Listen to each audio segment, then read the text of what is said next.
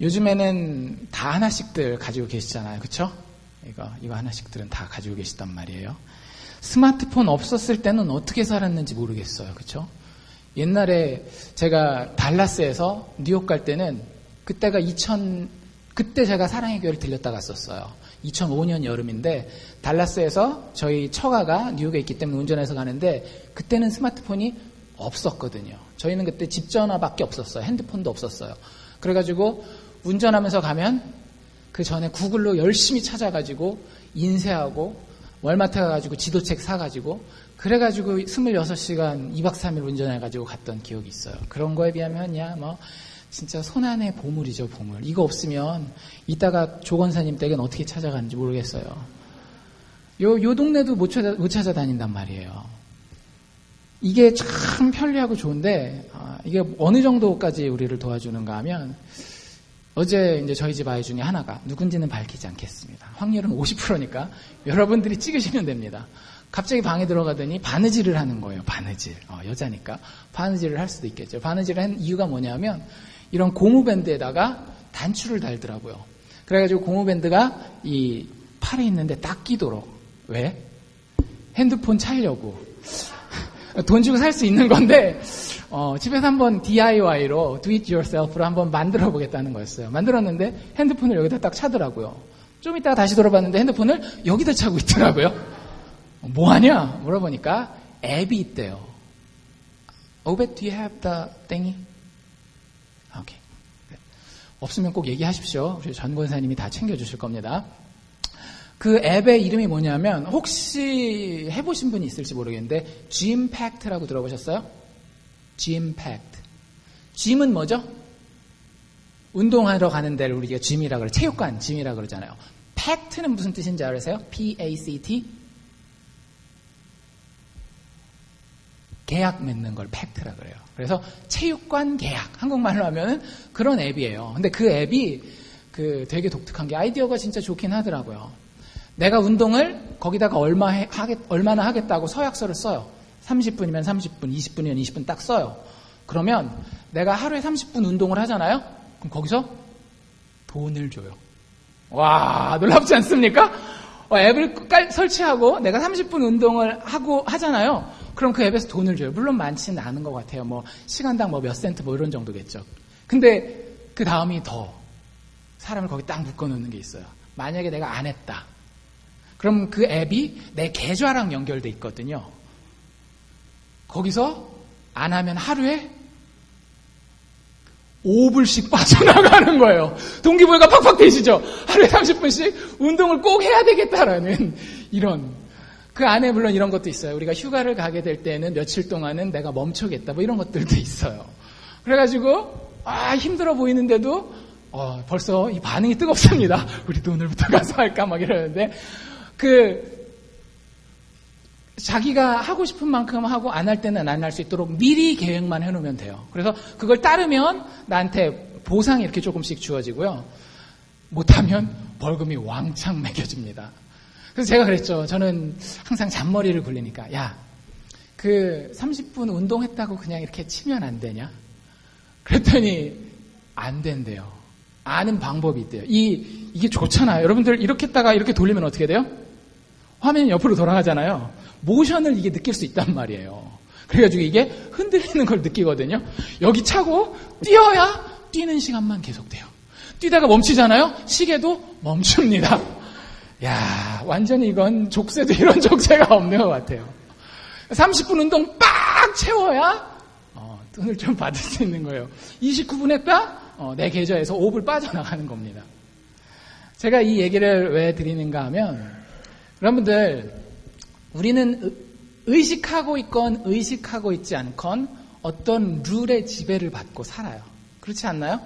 짐팩트라고 하는 앱을 깔면 그 앱에 의해서 지배를 받고 있고 또 내가 어떤 미국에 살고 있다라고 한다면 한국과는 다른 법의 지배를 살고 있습니다. 오늘 성경에 있는 표현대로 한다면 우리가 인식을 하고 있건 인식하지 못하건 한 나라에 속하여서 한 왕국에 속하여서 그 나라의 영향력 아래 살게 돼요. 그렇죠? 여러분들 여기 있으니까 나는 여기 있지만 한국 사람이니까 미국 법 안 지켜. 그럴 수 있어요, 없어요? 없단 말이에요. 내가 나라를 선택한 이상은, 예를 들자면 나는 미국 국적을 선택했어. 그러면 한국 군대를 안 가도 되지만 내가 한국 국적을 선택했어. 그럼 반드시 미국에 있다 할지라도 한국에 가서 군대를 가야 되잖아요. 그래서 내가 사는 나라, 내가 사는 왕국이라고 하는 것은 사실은 내가 알지도 못하는 사이에 나의 삶을 다스리고 있습니다. 그리고 오늘 우리가 읽은 누가복음 말씀이 새로운 왕국의 시작에 대해서 이야기를 하고 있는 거예요. 하나님께서 온 세상이 죄를 범했을 때에 노아의 홍수를 통해서 사람들을 멸하시고 그 중에 남은 몇 사람들을 구원했음에도 불구하고 사람들이 하나님을 찾지 않았어요. 그래서 하나님이 특별히 선택한 나라를 하나 세웁니다. 누구를 통해서? 아브라함을 통해서. 그 나라의 이름은 이스라엘이었단 말이에요. 근데 아브라함 혼자서는 나라를 만들 수가 있어요? 없어요? 없단 말이죠. 그래서 아브라함의 후손들을 통해서 그 나라를 만들어 가는데 그 나라가 처음에는 별 볼 일 없어 보였어요. 왜? 아브라함이 100살 될 때까지 아들이 없었으니까. 100살이 되고 나서야 그 석세서, 후계자가 생긴 거예요. 그 다음 때 또 어떻게 될지 몰라요. 근데 이삭도 아들을 낳았는데 몇 명 낳았어요? 2명 낳았어요. 그 중에 1명은 또 어떻게 해요? 나는 자유가 좋아 해서 집을 나가버립니다. 그래서 아브라함, 이삭, 그리고 야곱 1명까지 남았어요. 근데 야곱 때에 야곱의 아들을 많이 낳죠. 몇 명을 낳아요? 12명. 그래서 우리가 알고 있는 이스라엘 12지파가 되는 겁니다. 그래서 이스라엘의 이 12지파를 통해서 하나님은 죄된 저주받은 이 세상 가운데에 하나님의 완벽한 나라를 세우기를 원하셨어요. 그런데 어땠어요? 그 나라가? 다윗 때까지는 조금씩 올라가는 것 같은데 다윗을 클라이맥스로 해서는 점점 밑으로 떨어지더니 나중에는 나라가 북왕국과 남왕국이 싸그리 다 망해버립니다. 이스라엘은 더 이상 나라가 없는 나라였어요. 백성들은 있지만 땅은 자기 소유가 아니었던 거죠. 그때 하나님으로 보냄을 받았다라고 하는 예수라고 하는 사람이 여러 가지 기적들을 베풀고 성령의 임재를 받아서 세상 사람들이 가지지 못한 권위로 사람들을 가르치기 시작합니다. 그런데 그 예수가 어느 날 산 위로 올라가는 거예요. 우리가 안 읽은 부분인데요. 12절부터 나와 있어요. 12절에 보면 이때에 예수께서 뭐 하러 올라갔는가 하면 기도하러 산에 올라갔다라고 얘기를 해요. 사실 이 모습은 어떤 모습과 상당히 비슷한 모습인가 하면 모세가 십계명을 받으러 산으로 올라가는 모습, 40주 40야를 아무것도 먹지 아니하고 하나님과 교제하는 그 모습과 비슷한 거예요. 예수라고 하는 자칭 메시아라고 하는 사람이 오더니 산으로 올라가서 기도를 하기 시작합니다. 그리고 그 기도가 끝나서는 밤이 맞도록 하나님께 기도하시고 13절에 보면 밝음에 제자들을 그리로 부르시는 거예요. 그리고 그 제자들 중에 특별히 몇 명을 선택했을까요? 제자들은 많이 있어요. 여러분들 제자와 사도라는 말은 다른 말입니다. 성경에서는.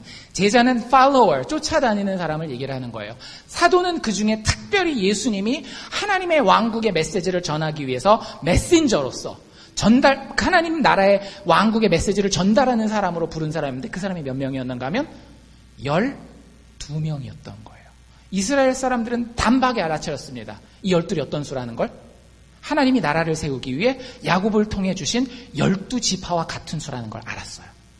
그리고 사람들은 이제부터 뭐라고 생각하는가 하면 예수를 통해서 이제 우리 가운데에 더 이상 로마로부터 핍박받지 아니하고 어려움 당하지 아니하는 하나님의 완전한 나라가 새로운 왕국이 시작될 것이라고 하는 소망을 가지게 되는 거예요.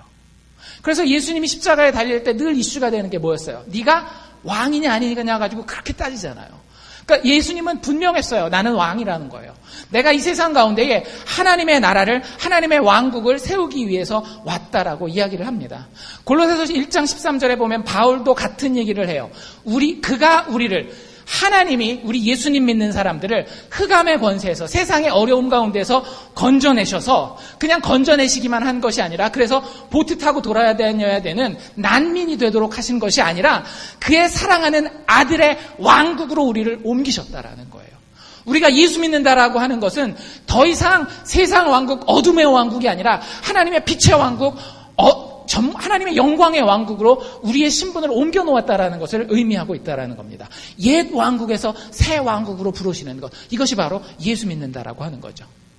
그런데 우리가 살고 있는 시대가 조금은 독특해서 우리가 헷갈리기도 해요. 로마서 13장 12절에 보면 이런 표현이 나와 있습니다. 밤이 거의 끝나가고 낮이 가까워 왔습니다. 그러므로 우리가 이제는 어둠의 일을 벗고 빛의 갑옷을 입읍시다. 성경은 우리가 살고 있는 시대를 어디다가 비교하고 있는가 하면 시간적으로 새벽에 비교하고 있습니다. 새벽. 여러분들 새벽은 일단 그 조명으로 따지자면 캄캄한가요? 환한가요? 새벽은 좀 캄캄해야 맛있죠. 새벽 기도 간다 하는데 날이 환해봐요. 조금 그렇잖아요. 양심에 좀 찔리잖아요. 새벽 기도 맞아? 뭐 이런 느낌도 좀 들고. 새벽은 좀 캄캄해야 맛이에요. 그런데 여러분들 새벽은 밤을 보고 있는 시간인가요? 낮을 바라보고 있는 시간인가요? 낮을 바라보고 있는 시간이에요. 제가 그 설교를 시작하기 전에 가능하면 하나님과 혼자 교제하는 시간을 가지려고 그런 시간과 공간을 찾으려고 많이 노력을 해요. 그래서 왜 목사님이 어디 갔지 이렇게 찾으시지 말고 어디 가서 처박혀 있나 보다 이렇게 생각하시면 되는데 오늘 제가 찾은 데는 체육관이에요. 체육관. 체육관에 들어가서 문을 딱 닫잖아요. 그러면 캄캄해요. 만약에 제가 거기서 그냥 살 거면 어떻게 하면 되겠어요? 그냥 문 닫아놓고 체육관이 더운 거 아시죠? 체육관이 가보신 분들은 알겠지만 방들은 에어컨이 돼요. 근데 그 안에 가운데는 에어컨이 안 된단 말이에요. 더워요. 그래서 웃옷도 벗고 있었는데 만약에 그 어둠이 계속 지속될 것이면 저는 어떻게 하면 상식적으로 제일 맞는 거예요? 옷도 둘러덩 다 벗어버리고 내가 하고 싶은 대로 그냥 이렇게 다니면 돼요. 근데 제가 알고 있었던 건 한 가지가 있어요. 나는 이제 10시 50분이 되면 문을 열고 빛을 향해서 나아가고 내가 감당해야 할 사명이 있다는 걸 알고 있었어요. 그렇기 때문에 어두움 가운데 있었지만 무엇을 준비하고 있었는가 하면 빛을 준비하고 있었던 거예요. 밤 가운데에 내 몸이 있었지만 다닐 때마다 가끔씩 창문으로 빛이 쫙쫙 들어오거든요. 하나님의 말씀의 빛, 하나님의 영광의 임재 이런 것들이 우리 삶 가운데 있거든요. 그게 왜 있는지 아세요? 우리가 지금 살고 있는 이 새벽이 곧 빛이 환한 낮이 될 것이라고 하는 것을 하나님이 우리에게 힌트를 주시는 거예요. 그래서 이제 내가 이 문만 열고 나가면 환한 빛이 있는 세상이 펼쳐져 있다. 이 안에는 깜깜해서 아무 색깔도 잘 안 보이지만 이걸 열고 나가면 하나님이 우리에게 허락하시는 아름다운 세상과 내가 사랑하고 섬기는 교회 성도들이 있다는 걸 알고 있기 때문에 그 안에서도 단정히 행하려고 하고 준비하려고 하고 더 하나님과 가까이 어떻게 하면 하나님 내가 주님 앞에 하나님의 백성들 앞에 설 수 있을까를 고민하는 거예요. 여러분들 우리는 옛 왕국과 새 왕국 둘 사이에 살고 있습니다. 그런데 분명한 것은 우리는 그 왕국을 둘 다 향하지는 못한다라는 거예요. 우리의 인생 가운데 여전히 어둠의 부분이 있는 건 사실이에요. 어려움을 당합니다. 우리의 인생 가운데 하지만 중요한 것은 방향성이 아니라는 거죠. 여러분들 오늘 나오실 때 이렇게 빛이 없을 거면 어떻게 했었을까요? 눈곱 띄고 나오겠어요? 에이 귀찮은데 그걸 뭘 띄고 나와요. 화장하고 나오시겠어요? 안 하고 나와요. 진짜 안 하고 나와요. 영화 중에 여러분들 혹시 궁금하시면 블라인드니스, 장님됨이라고 하는 영화가 있거든요. 노벨 문학상 탄 사람이 쓴 책으로 만든 영화인데 거기 보면 모든 사람이 이 한 사람을 빼고는 장님이 되는 이야기예요. 정말 사실적으로 잘 묘사했는데 사람들이 막 더우면 다 뻘거벗고 다니고 막 그래요. 왜? 어디 가운데 살기 때문에. 어두움 가운데 살기 때문에. 여러분들 그래서 어두움을 향해서 사셨습니까? 오늘 아침에? 아니잖아요. 심지어는 우리의 육체도 어두움을 향해 사는 것이 아닌 빛을 향하여 사는 게 낫다라는 그 본능이 있기 때문에 우리들이 이렇게 다 이쁘고 멋있게 꾸미고 나온 거잖아요. 어두움 가운데서는 이렇게 예쁘게 멋있게 안 꾸미셔도 됩니다. 여기 우리가 이렇게 꾸미고 나온 이유는 유일하게 하나. 우리가 빛을 향해 나아가는 사람들이라는 걸 알고 있기 때문에 그러는 거예요. 성경에서도 이 구분이 분명합니다. 옛 왕국과 새 왕국 중에 우리는 하나만을 향해 나아갈 수 있다라고. 오늘 우리가 읽은 본문도 마찬가지예요. 특별히 20절에서 26절에 보시면 두 왕국이 너무 극명하게 대조가 되어서 보여주고 있어요. 24절에서 26절 보면 참 사실은 듣기 거북한 얘기예요. 24절 그러나 하면서 뭐로 시작해요? 화 있을진저. 조금 세게 알아듣기 쉽게 얘기하면요. 저주받을지어다 이런 얘기예요. 여러분들 성경책 읽으면서 그런 말 나오면 기분이 좀 썩 좋진 않죠. 유쾌하진 않단 말이에요. 근데 그렇게 돼 있어요. 화 있을진저 저주받을지어다. 너희 부요한 자여. 너희는 너희의 위로를 이미 받았도다. 화 있을진저 저주받을지어다. 너희 이제 배부른 자여. 너희는 이제부터 굶주릴 것이다. 화 있을진저 너희 이제 웃는 자여. 너희는 이제 슬퍼하고 애통하며 울리로다. 사실은 마음으로 받기에 굉장히 부담스러운 말씀이에요. 하나님의 말씀이 아니라면 좀 찢어내고 싶은 부분입니다. 화이트로 칠해버리고 싶거나. 근데 우리가 그럴 수는 없잖아요. 신앙을 가지고 있고 하나님께서 하나님의 백성의 유익을 위해서 이 말씀을 줬다라고 믿는다라고 한다면 그 의미를 살펴봐야 되는 거예요. 예수님이 이야기하고 있는 옛 왕국이 중요시하는 가치 체계가 있습니다. 여러분들은 뭘 중요시하고 있습니까? 여기 보면 옛 왕국의 사람들이 중요하게 생각하는 게 뭐냐면 부요한 거예요. 그렇죠? 부요한 자, 부요한 것. 이게 단지 돈만 얘기하는 것이 아니라 힘과 돈과 권력이 충만한 것. 내가 뭔가를 가지고 있는 이게 되게 중요해요. 옛 왕국에서는. 좀 힘이 있어야 되죠. 그렇죠? 힘이 있어야지 힘 없는 것보다 훨씬 낫잖아요. 돈이 좀 있어야 돈이 없는 것보다 좀 낫잖아요. 권세가 좀 있어야 권세 없는 것보다 좀 낫잖아요. 옛 왕국에서는 이게 되게 중요해요. 그 다음에 또 중요한 건 뭐예요?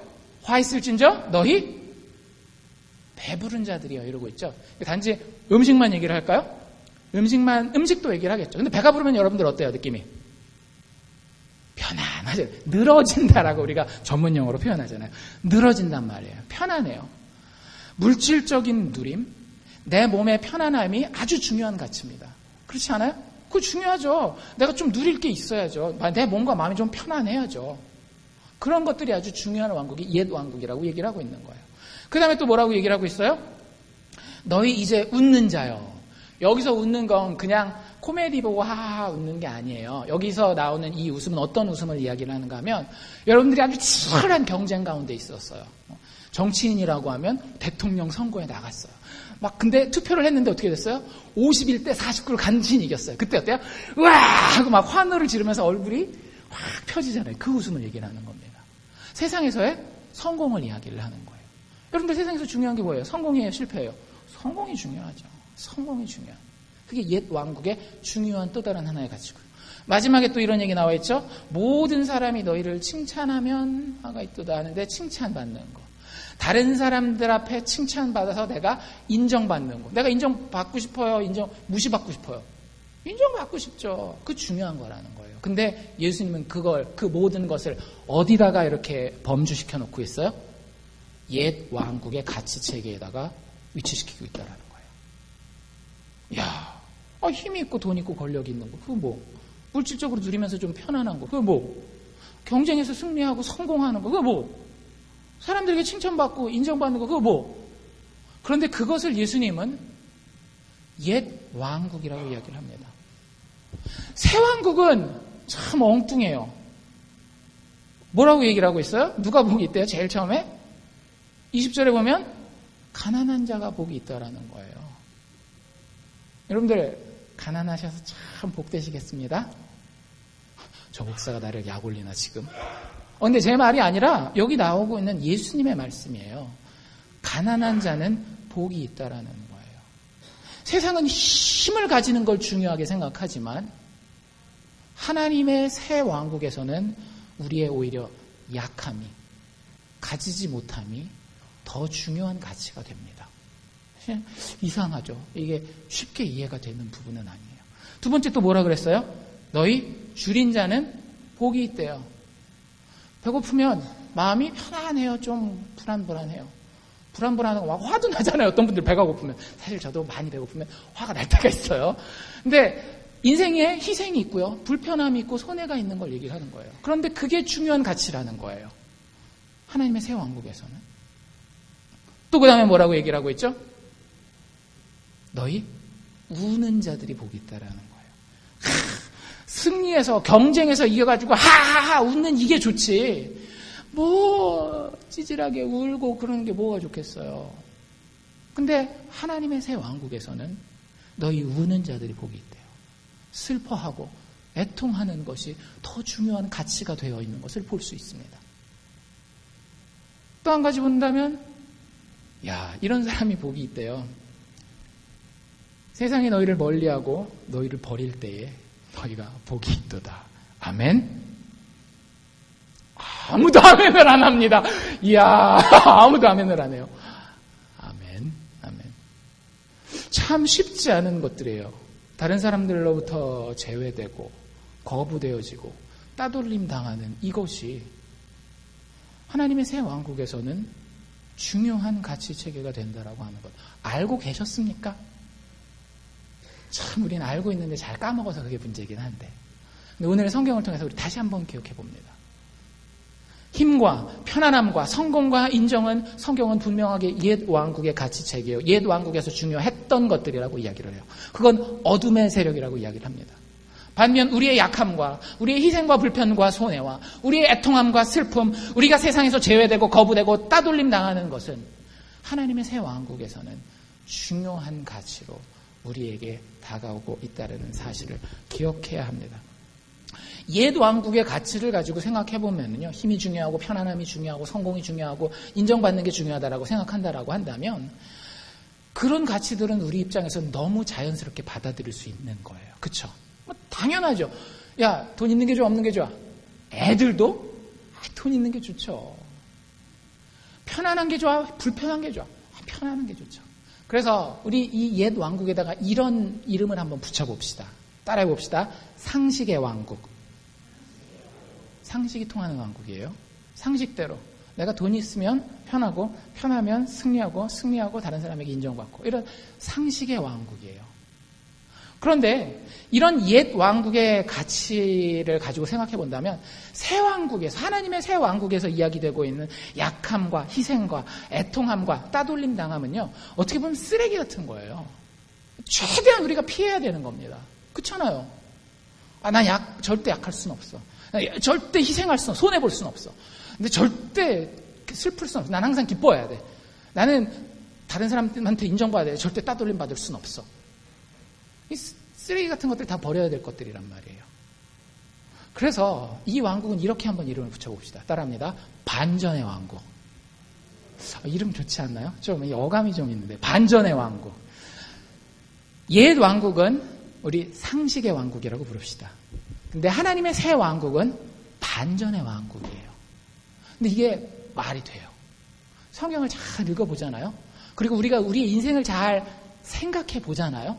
경험을 가지고 사리 판단을 해보면 이게 말이 되더라고요. 예수님이 이렇게 얘기하실 만한 근거가 있다라는 거예요. 반전의 왕국 시민들은 복이 있나니 반대로 너희 상식나라 시민들은 저주받을지어다.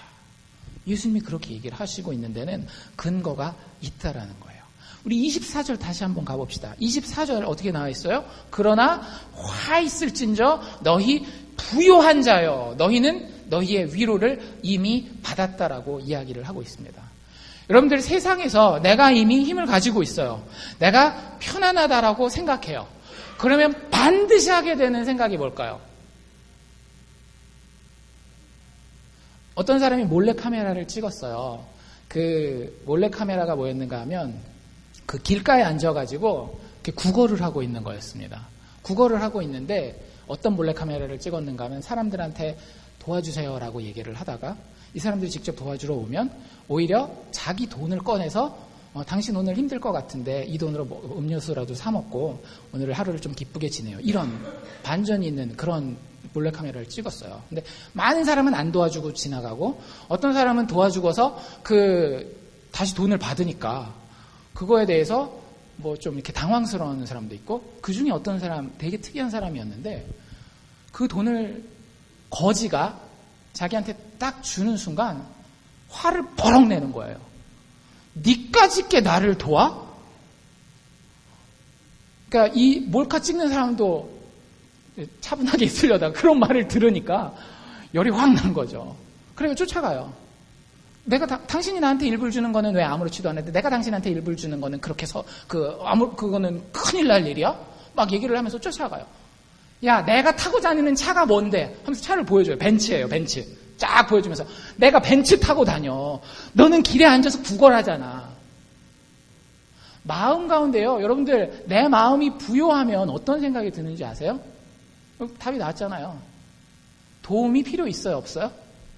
도움이 필요 없어요. 내가 다 가지고 있는데 누가 나를 돕는다 그러면 이 사람이 했던 얘기 그대로 하는 거예요. 내 깎게 뭘. 여러분들 이게 사람을 향할 때도 사람을 기분 나쁘게 하지만 마음이 부요한 자들이 옛 왕국에 속한 자들이 이걸 누구에게 하고 있을까요? 온 우주의 창조자가 되시고 우리 모든 인생의 공급자가 되는 하나님 앞에 가서 니 깎게 뭔데 날 도와? 니 깎게 날 안 도와도 내 비즈니스 잘 나가. 니 깎게 날 잘 안 도와도 내 자녀들 잘 키울 수 있어. 니 깎게 날 안 도와도 나 건강해 봐. 약 먹고 음식 잘 먹고 매년 여행 다니고 얼마나. 니 깎게 뭔데? 여러분들, 우리가 말은 하고 있지 않지만, 입으로 이 말을 뱉고 있지는 않지만 어쩌면 우리의 행동이 하나님을 향해서 이렇게 크게 외치고 있지는 않습니까? 니 깎게 뭔데? 나 부자야. 나 가졌어. 내 삶에 손가락 하나도 될 생각하지 마. 네 돈 필요 없어. 하나님을 향하여 우리 행동으로 삶으로 그렇게 이야기하고 있지는 않은지. 세상이 우리에게 주는 것이 우리의 신이 되어서 돈과 권력과 신체의 만족과 내 인생의 승리의 순간들이 나의 우상이 되어서 그것을 신으로 세우면서 하나님 앞에서는 부자가 되는 사람, 절대 복 있는 사람이라고 이야기할 수는 없는 것 같아요. 25절, 화 있을진저 너희 배부른 자여 너희는 줄이리로다. 화 있을진저 너희 이제 웃는 자여 너희가 애통하며 울리로다. 여러분들 인생을 한번 잘 살펴보십시오. 우리 가운데는 사업을 성공한 사람들도 있고 사업이 그저 그런 분들도 있고 사업을 실패해본 경험들도 있을 겁니다. 자식을 잘 키워보신 분들도 있을 것이고 자식 때문에 참 어려움을 당한 분들도 있을 거예요. 배우자로 인해서 마음이 아팠던 분들도 있을 것이고 난 내 배우자만 생각하면 너무 좋은 이런 분들도 있을 거예요. 그런데 우리 중에 그 어느 누구 하나 내 인생에 대하여 100% 만족할 수 있는 사람이 있습니까? 나는 인생 가운데 절대 애통할 순간을 한 번도 경험한 적이 없고 앞으로도 경험하지 않을 것이야. 나는 내 인생 가운데 한 번도 배고파 본 적도 없고 앞으로도 배고프지 않을 것이야. 장담할 수 있는 분이 우리 가운데에 얼마나 될까요? 제가 장담하건대 한 명도 없습니다. 육신의 문제가 안 터지면 관계의 문제가 터지고요. 관계의 문제가 안 터지면 돈의 문제가 터지고 이것저것 여기저기에서 결국에는 우리는 인생을 살아가면서 우리의 인생의 실체가 무엇인지 알게 돼요. 내가 눈물 흘리지 않고는, 내가 약한 자가 되지 않고는, 내가 불편하지 않고는 도저히 지나갈 수 없는 순간순간들이 내 인생 가운데 있다라는 걸 경험하게 됩니다. 여러분들, 세상이 주는 것만 가지고는요, 세상이 주는 아까 그 웃음이라든지 그런 배부름이라든지 그런 부요함은요, 결국에는 우리로 하여금 뭔가 부족하다라는 것을 느끼게 만들어요. 그래서 우리는 그보다 더한 무엇을 원하게 됩니다. 근데 참 미련한 건 뭐예요? 돈을 벌었는데 내가 덜 만족했어요. 여전히 문제가 있어요. 그럼 많은 사람은 뭐라고 생각하는가 하면 그 돈을 좀 더 벌면 되지 않을까 생각하는 거예요. 여러분들, 제가 장담합니다. 많은 사람들의 자서전과 뉴스 기사들을 읽었을 때 돈을 끝까지 번 사람들 있잖아요. 진짜 끝까지 번 사람들. 그 사람들이 돈을 더 번다라고 그 다음 문제가 해결되지 않아요. 지난주에 얘기했던 것 같은데 락펠러 기억하세요? 락펠러가 미국 전역에 석유를 쥐고 있었을 때에 결국에는 미국 정부에서 반부패법을 지정해서 대기업들을 싸그리 다 흩어버립니다. 근데 거기 안 잡히려고 전 미국을 차를 타고 도망을 다녀요. 그 돈은 꼭 쥐고 있으려고. 근데 결국에 나중에 재판정에 나와서 피고로 증인하는데 그 이유가 뭔지 아세요? 자기 가문에 손주가 태어난 거예요. 돈의 문제가 그 가족 관계의 그 문제는 해결을 못하더라는 거예요.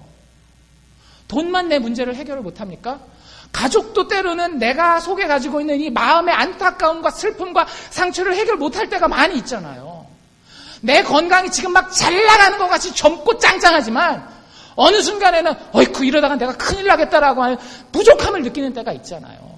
여러분들, 내가 지금 섬기고 있는 신의 정도가 부족해서 이 정도를 조금 더 올리면 내가 그 왕국으로부터 만족함을 받을 수 있다라고 생각하면 큰 착각입니다. 신을 바꿔야 되는 거예요. 내가 섬기고 있는 신이 누구인지. 우리의 약함과 애통함은 피할래야 피할 수가 없는 것들입니다. 그렇기 때문에 그런 의미에서 옛 왕국, 상식적인 왕국의 그 가치체계는요, 너무나 상식적인 것처럼 보이지만 사실은 내 삶을 하나도 이해를 못하고 있는 거예요. 상식적으로 힘이 좀 더 있으면 좋을 것 같고, 상식적으로 조금 더 편하면 좋을 것 같고, 상식적으로 내가 성공하면 조금 더 나을 것 같고, 상식적으로 다른 사람들한테 인정받으면 문제가 해결되고 다 좋을 것 같지만, 나의 현실은 인간이 발을 딛고 땅을 살아가는 동안에는 현실이 그렇지 않아요. 그게 문제라고 하는 거죠.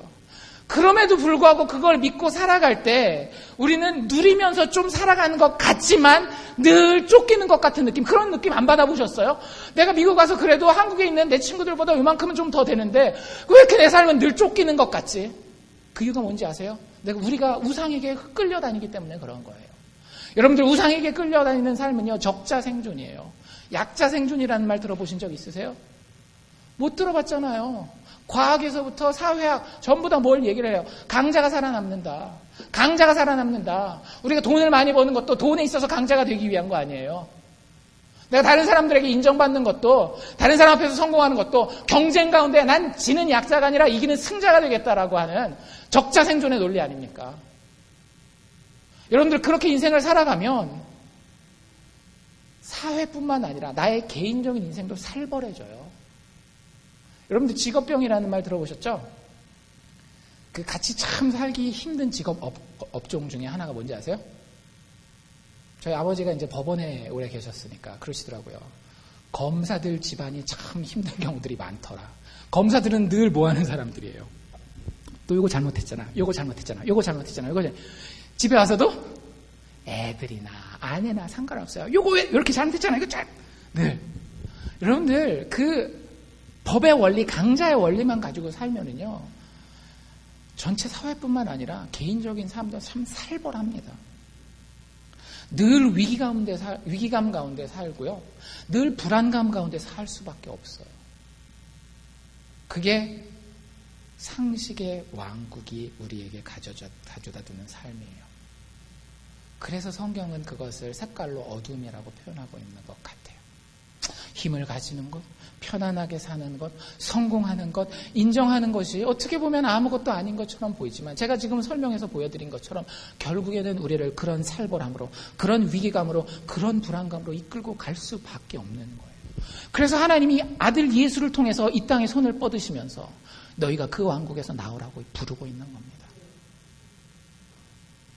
모든 사람이 너희를 칭찬하면 복이 있다, 화가 있다? 화가 있다고요. 모든 사람이 우리를 칭찬하면 우리가 화가 있는 거예요. 여러분들이 이렇게 한번 생각해 봅시다. 돈을 잘 벌어요. 자식도 잘 키워요. 건강도 짱짱해요. 사람들 앞에 다 칭찬받아요. 야, 자식도 잘 키우고 돈도 잘 벌고, 야, 건강도 참 좋다. 계속 칭찬만 받아요. 여러분들, 그게 과연 좋은 것일까요? 그 사람에겐 부족함이 없어. 여러분들, 절대 좋은 게 아닙니다. 성경은 그런 사람을 뭐라고 얘기를 하고 있는가 하면, 오늘 우리가 읽은 26절에 거짓 선지자라고 얘기하고요. 그다 나와 있는 거예요. 모든 사람이 너희를 칭찬하면 화가 있도다. 저희 조상들이 거짓 선지자들에게 이같이 칭찬했느니라. 여러분들, 잘 생각해 보세요. 여러분들이 돈을 많이 번다고 인생의 그 궁극적인 문제가 해결된다고요? 여러분들이 건강하다고, 사람들로부터 인정받는다고 여러분들의 그 궁극적인 살벌함과 그 궁극적인 불안감이 해결이 된다라고요? 절대 해결되지 않아요. 그럼에도 불구하고 그걸 끝까지 붙들고 그것 때문에 다른 사람부터 나를 그렇게 포장해가지고 칭찬받는 건 마치 무슨 노릇하는 거냐면, 그 사람들 앞에 우상신의 거짓 선지자 노릇하는 거예요. 우리의 인생이 그렇게 살고 있지 않나 한번 생각해 봅시다. 제가 아이들을 바라볼 때 너무 마음 아픈 것이 뭐냐면, 아이들의 대부분의 꿈이 부자가 되는 거예요. 돈을 많이 버는 거예요. 왜 그런지 아세요? 어른 세대가 거짓 선지자 노릇했기 때문에 그래요. 돈 많이 벌어봐라. 세상 나가서 인정받는다. 너의 인생이 보장받는다. 애들이 처음에는 안 듣겠죠. 2년, 3년, 5년, 10년 들어보십시오. 이 세대의 모든 아이들이, 거의 모든 아이들이 돈이면 인생의 불안감이 해결되는 줄 알고 있어요. 경쟁에서 승리하면 내가 진짜 가치 있는 자가 되는 줄 알고 있어요. 얼마나 불쌍한지 아세요? 어차피 1등 있으면 꼴찌는 있기 마련이에요. 왜 그런 슬픈 현실이 벌어진다고요? 내가 거짓 선지자 노릇했기 때문에 그런 거라고요. 내가 사회 뭐 이런 거 다 탓할 것도 있겠지만, 그 가장 핵심에는 내가 세상에 편안함을 쫓아가고 내가 세상의 힘을 쫓아가고 내가 세상의 인정함을 쫓아갔던 거짓 선지자 노릇했기 때문에 나의 아이들이, 이 다음 세대들이 그것 보고 믿는 거예요. 우상에게서 구원을 찾지만, 내 아이들이 그 우상에서 구원을 찾지만, 나와 내 자녀들이 얻게 되는 것은 결국에는 굶주림과 애통함입니다. 왜냐하면 그것은 인간이라면 피해갈 수 없는 단계들이기 때문에. 그런 비참한 왕국에 대해서 예수님은 거기에 당신의 메시지를 끝내지 않으십니다. 얼마나 감사하죠. 마음이 좀 편안하지 않아요? 여기까지만 설교 듣고 집에 가면은요, 참 마음이 무겁고 불편하고 막 그럴 거예요. 근데 하나님 우리에게 새 왕국을 주셨습니다. 이 모든 상식의 결과가 다 뒤집어지는 반전의 왕국을 우리에게 허락해 주셨다는 거예요. 얼마나 감사해요. 20절, 예수께서 눈을 들어 제자들을 보시고 가라사대 가난한 자는 복이 있나니. 좋지 않으세요? 가난한 자는 복이 있나니. 하나님의 나라가, 하나님의 왕국이 저희 것이며 줄인 자는 복이 있나니. 지금 이제 줄인 자는 복이 있나니. 너희가 배부름을 입을 것이요. 이제 우는 자는 복이 있나니. 너희가 웃을 것이며.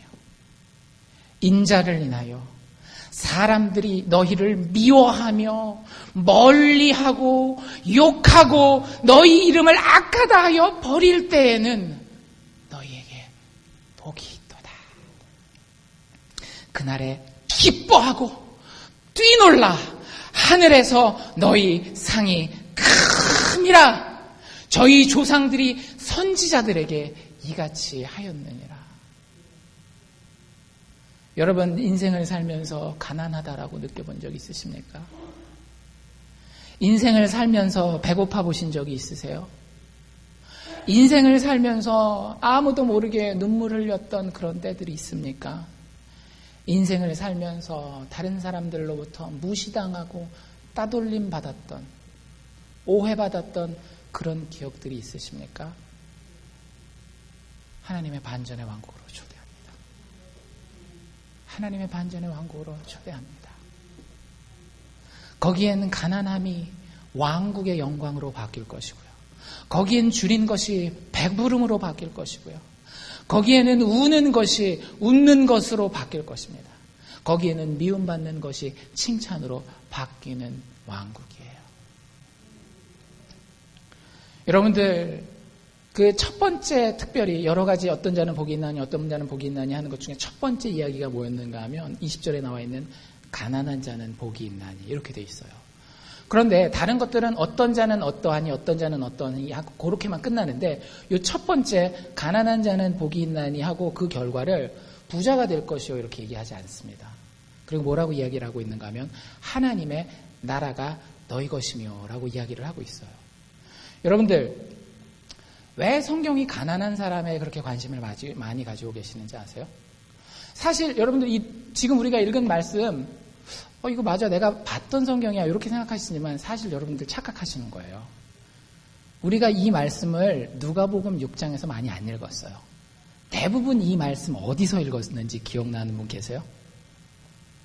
마태복음 5장 산상수훈에 나와 있습니다. 거기 이 가난한 자는 복이 있나니 똑같이 나와요. 그런데 마태복음이 이 누가복음의 뜻을 조금 더 분명하게 해주고 있는데 한마디가 더 붙어 있더라고요. 뭐라고 붙어 있죠? 그냥 가난한 자는 복이 있나니가 아니라 심령이 가난한 자는 복이 있나니. 아까 부유한 자 기억나세요? 하나님을 향해서 마음으로 어떨 수 있는 사람이었어요. 니까짓 게 뭔데 마음 가운데에 교만함이 가득한 사람이었어요. 그런데 이 새 왕국에, 반전의 왕국에 애통함을 가지고 웃으면서 나올 수 있는 사람들, 무시함을 받으면서도 칭찬받으면서 나올 수 있는 이 반전의 왕국에 들어가는 사람들은요, 그 심령이 가난하다라는 거예요. 우상의 것들, 내가 이 세상에서 상식적으로 쫓아갈 것들, 내가 이미 가지고 있는 것들을 내가 누릴 수 있는 유일한 것으로 생각하지 아니하고, 내가 모든 것을 다 안다라고 생각하지 아니하고, 보이지 않는 하나님의 능력과 은혜 가운데에 인생을 맡겨드릴 수 있는 가난한 심령을 가진 사람들이 하나님의 이 새로운 반전의 왕국의 주인공들이 될 수 있다라고 이야기를 하는 거죠. 상식의 왕국에서는 미움을 받을 수도 있고 욕을 얻을 수도 있어요. 하지만 이 사람들은 하나님을 존경하고 하나님만 의지하고 그분의 은혜를 바라는 것을 통해서 이 반전의 왕국에서 전혀 다른 것을 체험하게 됩니다. 결국 우리의 마음이 가장 깊이 원하는 그것을 반전의 왕국에 들어간 시민들은 얻게 되는 거예요. 18절에 보면 진짜 그렇게 돼 있잖아요. 18절에 뭐라 그랬어요? 예수님 앞에 나온 사람들 중에 이런 사람들이 있었어요. 더러운 귀신에게 고난받는 사람들. 귀신은 우리에게 육적으로 아픔을 줄 수도 있지만 정신적으로, 관계적으로도 귀신 되게 똑똑하거든요. 혹시 책이 궁금하신 분들은 C.S. 루이스가 쓴 스크루테이프스 레터라고 하는 편지가 있어요. 마귀의 입장에서 이렇게 쓴 거. 거기 보면 야, 사람이 마귀면 어떻게 할까 하는 그런 생각을 써놨는데 보면 진짜 똑똑해요. 예를 들면 이런 거예요. 니들 교회는 가라. 대신 예수에 대해서는 별로 관심을 가지지 마. 이런 것들. 이게 다 마귀가 하는 역사들이거든요. 더러운 귀신이 하는 역사예요. 우리의 몸에 아픔을 가져다 줄 수도 있고, 우리의 관계가 깨지도록 만들 수도 있고, 다양하게 역사를 하는 거예요. 그런 더러운 귀신에게 고난받는 자들이 예수님 앞에 왔을 때 어떻게 되었다라고요? 고침을 얻은지라. 예수님께서는 반드시 예수님을 구원자로 찾는 자들에게 구원자가 되어 주십니다. 꼭 기억하십시오. 세상은 여러분들이 돈을 구원자라고 쫓아갈 때에 그 구원자가 여러분들을 버리게 돼 있어요. 하지만 예수님께서는 친히 우리를 향해서 이 땅에 내려오셔서 우리의 구원자가 되셨을 뿐만 아니라 우리가 그분을 구원자로 믿고 쫓아가기만 하면 본인이 가진 모든 능력으로 우리를 억누르고 있는 더러운 귀신의 모든 세력들을 제하시고 고치시고 쫓아내 주신다라는 거예요. 그게 반전의 왕국의 능력입니다. 바로 이 사람들이 복받은 자들이에요. 여러분들, 예수님이 누구에게 관심을 가지고 있을까요? 성경은 물이라는 단어와 제자라는 단어를 구별해서 쓰고 있어요. 그런데 20절 말씀 다시 한번 볼까요? 예수께서 눈을 들었어요. 말씀을 하시기 전에. 그리고 축복의 말씀을 하실 겁니다. 이러한 사람은 복이 있나니, 이러한 사람은 복이 있나니, 이러한 사람은 복이 있나니라고 얘기를 해요. 그런데 아무 무리에게나 얘기했다라고 이야기하지 않아요. 예수께서 눈을 들어 누구를 봤다라고요? 제자들을 바라봤다라는 거예요. 제자가 무슨 뜻이라 그랬어요? 따라가는 사람들. 하나님, 내가 부족하지만, 내가 하나님 말하는 거 다 못할지도 모르지만 그래도 주님 바지가랑이 붙들고 내가 쫓아가야 되겠습니다. 이런 사람들, 이 제자들에게 복음의 반전의 능력이 삶에 나타난다라고 성경은 우리에게 이야기를 하고 있습니다. 여러분들, 성경이 이야기하는 복받을 자는요, 은혜로 구원받는 자들입니다. 내가 잘났기 때문에 세상의 상식적인 수준에서 나의 인생을 살아가고 준비하는 사람들이 아니에요. 오직 하나님의 은혜로만 구원받습니다. 내가 노력하여 얻을 수 있는 것이 없습니다. 나는 복받을 자격이 없음에도 불구하고 하나님의 은혜 가운데에 내가 제자 되어서 당신을 쫓아갈 때에 당신이 나에게 복 주실 줄 믿습니다. 여러분들, 이게 개인적인 마음에도 큰 위로를 주지만이에요. 그런 사람들이 모인 공동체를 정말 아름답게 만듭니다. 여러분, 바가지 긁혀보셨습니까? 대부분 남자들에게만 해당되는 얘기라고 생각할지 모르겠지만 여자분들도 가끔 생각할 때 우리 남편 왜 이렇게 여기에 대해서는 잔소리가 많아? 바가지 긁혀본 적들이 가끔씩 있잖아요. 집에서 남편 아내끼리만 바가지 긁힘을 당하는 게 아니라 세상에서도 누가 전문용어로 하면 지적질을 하시잖아요. 그럼 기분이 어때요? 썩 유쾌하지는 않단 말이에요. 누가 나보고 너 왜 이거 이랬어? 근데 여러분들 왜 그게 기분 나쁘고 자존심 상하는지 아십니까? 상식의 나라에 살고 있기 때문에 그래요. 상식의 나라를 살고 있는 사람들끼리 관계하고 살게 되면요. 여러분들이 솔직하게 한번 얘기해 보십시다. 저도 제 양심에 손을 얹고. 누군가가 나를 지적했을 때 대부분 그게 사실인 경우가 많습니까? 사실이 아닌 경우가 많습니까? 기분은 나쁘지만 여러분들, 남이 나를 더 잘 봐요. 사실 등잔 밑이 어둡다고 내가 나를 잘 못 볼 때가 더 많아요. 남이 나에게 이야기하는 것은 사실일 경우가 더 많습니다. 그런데 거기서 내가 인정을 해버리면 어떻게 되는 거예요? 적자생존에서 밀리는 거예요. 그래서 내가 불안한 거고요. 기분이 나쁜 거고, 거기서 그걸 인정하면 사실은 생존할 수가 없어요. 아주 자연스러운 상식적인 반응입니다. 상식을 가지고 상식의 왕국을 사는 사람들은 그렇게 살 수밖에 없어요. 누가 언제 내 뒤통수를 칠지 모르기 때문에 늘 불안감 가운데 사는 거예요.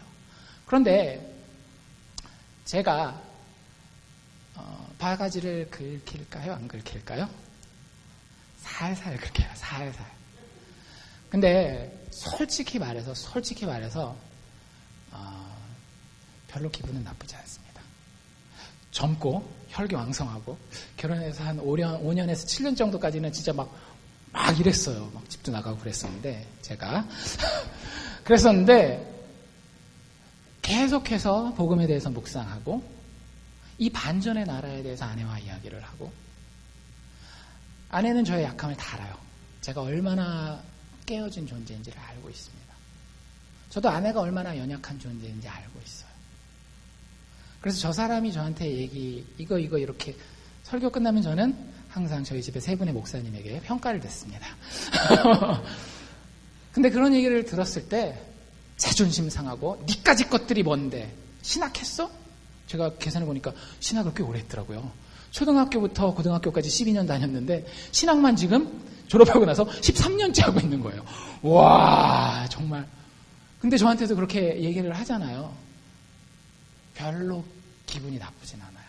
왜? 저 사람도 깨진 사람이고 나도 깨진 사람이고, 저 사람이 깨진 마음으로 나에게 이야기할 때에 나를 공격하기 위함이 아니요, 같이 살자고 하는 이야기라고 하는 게, 아마 정말 저희 가정도 예수를 안 믿었으면 참 힘들었을 거예요. 뭐 다 그렇잖아요. 젊은 사람들 얼마나 자존심 세요. 저도 자존심 되게 세요. 근데 이 반전의 나라에 대해서 알았을 때 애통하는 자가 웃게 되고 가난한 자가 부하게 되고, 이 신비의 왕국을 알았을 때 저희 가정은 그 반전의 나라의 기쁨을 체험하면서 살 수 있는 공동체가 되더라는 거죠.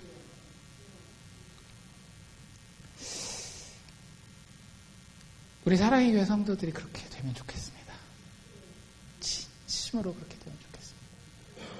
겉으로 뭐 이렇게, 이민사회가 그렇잖아요. 차도 좋은 거 타야 되고 집도 큰 집 살아야 되고, 그거 진짜 그게 편해서만 그럽니까? 어떤 분이 저한테 그러시더라고요. 결혼을 오래 못한 분이었는데 자기가 여자를 만나면, 특히 한국 여자들이래요. 근데 제가 보니까 사람 사는 데는 다 똑같아요. 자기 차를 보면 식사하러 만났다가 다음에 다시 안 만난답니다. 자기는 한국 차를 타고 다니는데. 처음에 여자들이 물어보기를 무슨 차 타느냐고 물어보는데, 몇 번 외제차 타고 다닐 때는 두세 번 더 만날 기회가 있었지만 지금 한국 차를 타고 다닐 때는 그런 기회가 없다라는 자주 섞인 얘기를 한 걸 들은 적이 있어요.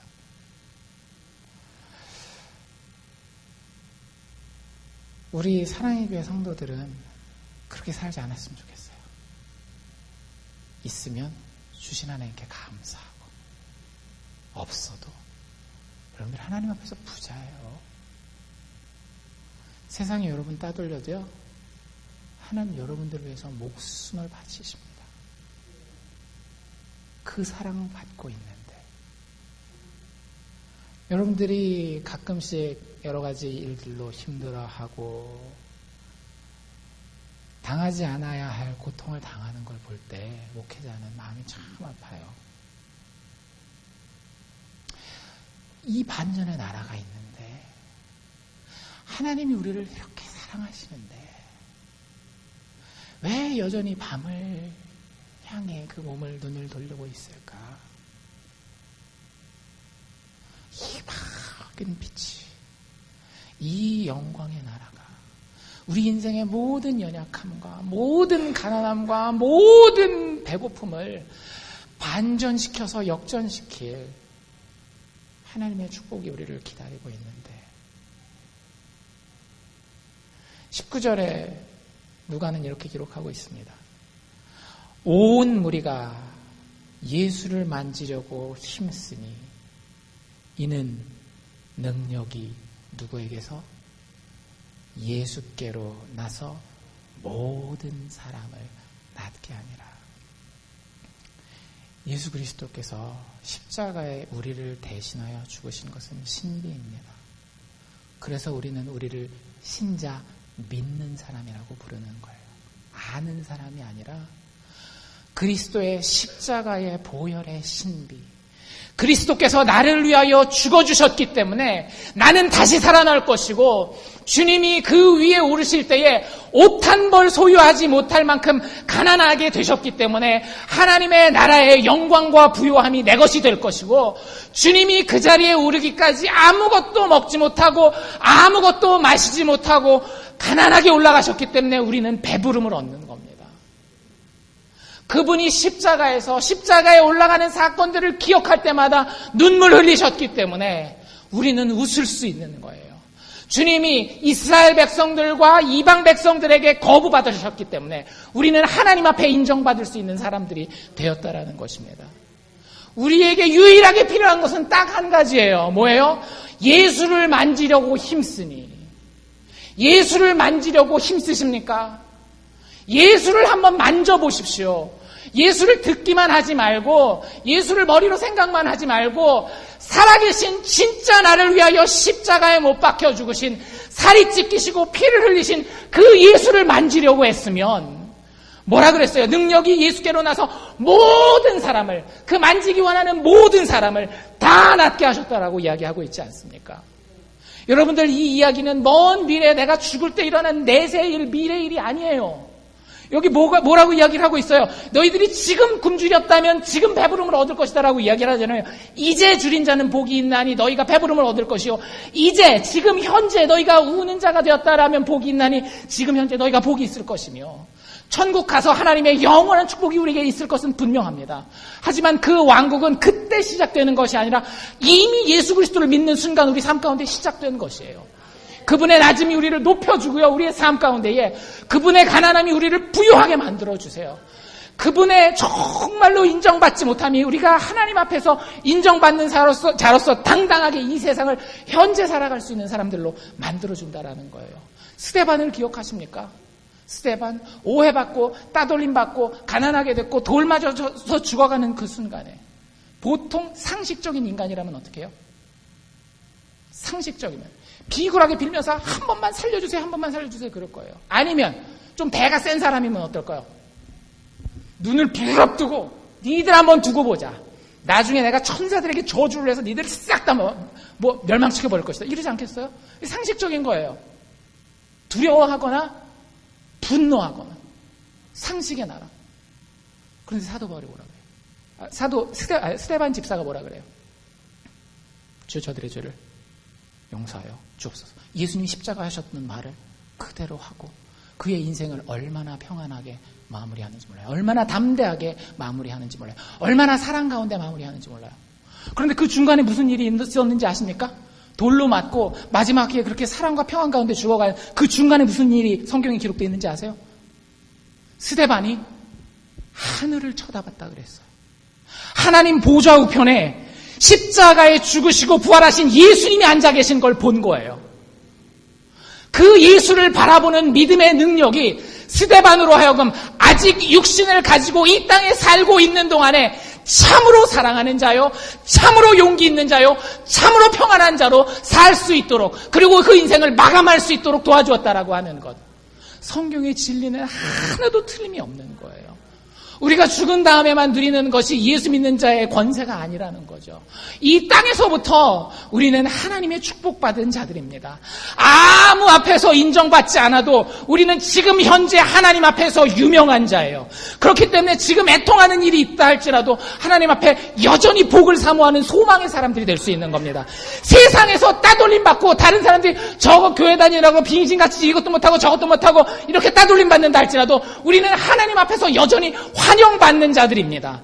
다른 사람들로부터 제외되고 배제된다 할지라도 여전히 하늘 아버지 옆에 계신 나의 구원자 예수 그리스도를 바라볼 때에 기뻐할 수 있는 사람이라는 거예요. 여러분들 어떤 왕국을 사시렵니까? 그저 눈에 보이고 편안한 상식의 왕국을 사시렵니까? 아니면 예수 그리스도께서 그의 죽음과 부활을 통해 이 땅에 가져온 반전의 왕국을 사시렵니까? 목사로서 여러분들에게 권면합니다. 그 반전의 왕국을 만지기 위하여 애쓸 수 있는 우리 사랑의 교회 성도들 되기를 주의 이름으로 축원합니다.